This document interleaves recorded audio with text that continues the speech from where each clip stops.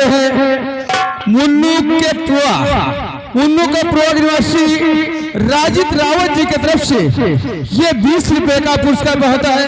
हमारी पार्टी तरफ से लाडला धन्यवाद किया जाता है। लेकिन हेलो मैडम, उन महान भाव का फरमाइश क्या है कि तोहार गोरी कजरा बड़ा नीक लागे। ठीक है, फरमाइश सबकी होगी, लेकिन अकेले में नहीं।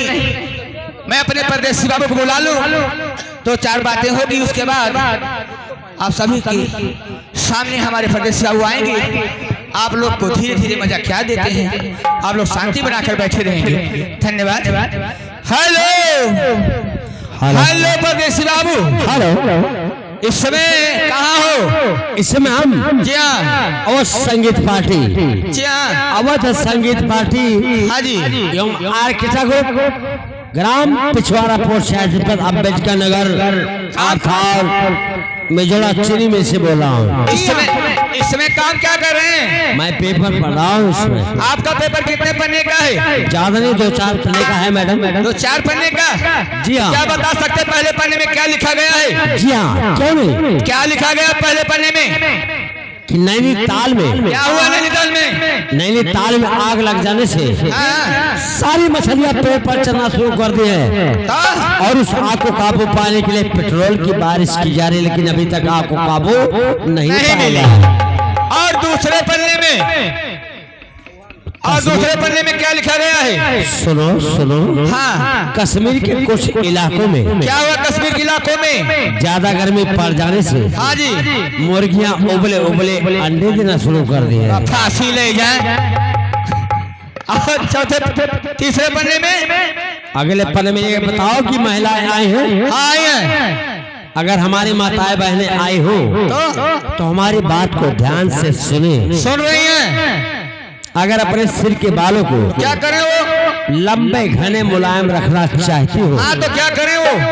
तो यूरिया और खाद का इस्तेमाल करें। तो फांसी ले जाए। क्या बहनी बताओ, यूरिया डाई डाले का ऊपर बड़ा करिया हुए। साथ में डाई का इस्तेमाल करो, क्योंकि बालों को जड़ों को मजबूत और रेशम जैसे मुलायम रखता है। और अगले पन्ने में, अगले पन्ने में हाँ, जिनकी आंखों से दिखाई ना देता हो तो क्या करें? दूर नजदीक की रोशनी में फर्क हो। हाँ जी, अगर अपनी आंखों को हमेशा हमेशा के लिए साफ रखना चाहते हो हाँ, तो दोनों आंखों में क्या करें?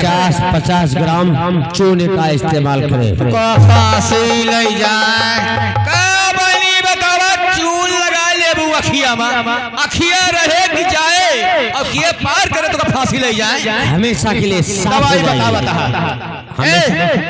और अगले पन्ने में ना मैं खुद आ रहा हूँ। आइए आइए, आप ही के इंतजार है। ये हमारा मुर्रा। ये क्या है? क्या है ये? हम जो बलाथों का सुना, हम सुन रही हूँ। आओ थे ना हवाना। हाँ, तो आओ ना। आवा। रही रही रही रही रही रही रही तो रही रही रही रही रही रही रही अरे मोरी चनिया, ए जनिया, ए मोरी जनिया,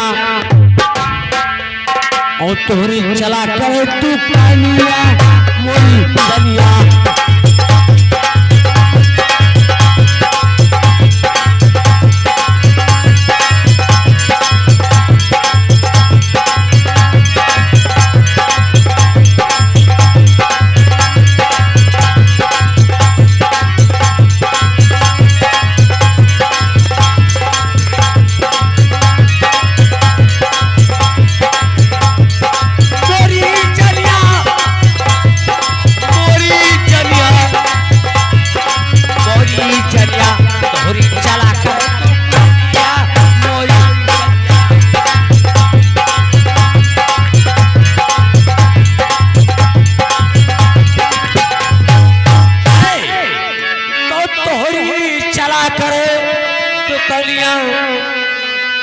मोरी जनिया, अच्छा हे जनिया, अरे हे जलिया और तोहरी बनी रहा है मस्त